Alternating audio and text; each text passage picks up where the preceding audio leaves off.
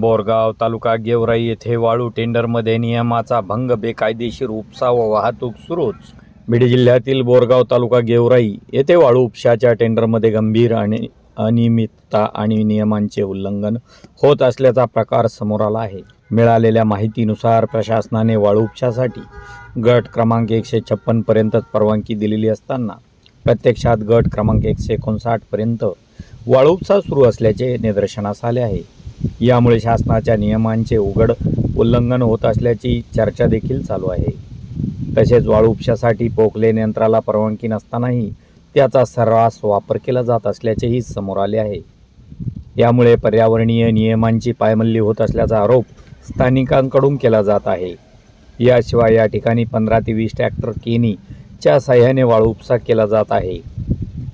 तसेच विना नंबरच्या वाहनाद्वारे ओव्हरलोड वाळू वाहतूक केली जात असून या अवैध वाहतुकीमुळे पालखी मार्गाची अवस्था अत्यंत खड्डेमय झाली असून गंगेवरून जाणाऱ्या पुलासही मोठ्या प्रमाणावर धोका निर्माण होण्याची दाट शक्यता आहे.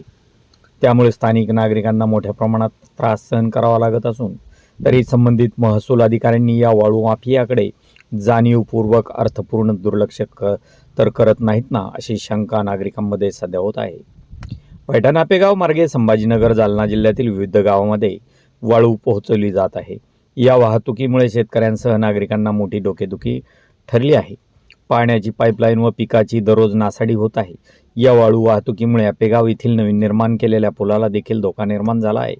काही शेतकऱ्यांनी रस्त्यावर लाकडं टाकून वाहतूक बंद करण्याचा प्रयत्न देखील केला आहे. तरी हे अवैध पद्धतीने होणारी वाळू वाहतूक बंद होत नसल्यामुळे परिसरातील नागरिक, शेतकरी, उपविभागीय अधिकारी निलम बाफना, तहसीलदार ज्योती पवार यांच्याकडे तक्रार केली असल्याची माहिती मिळत आहे. आपण पाहत आहात BJ star news, bureau report.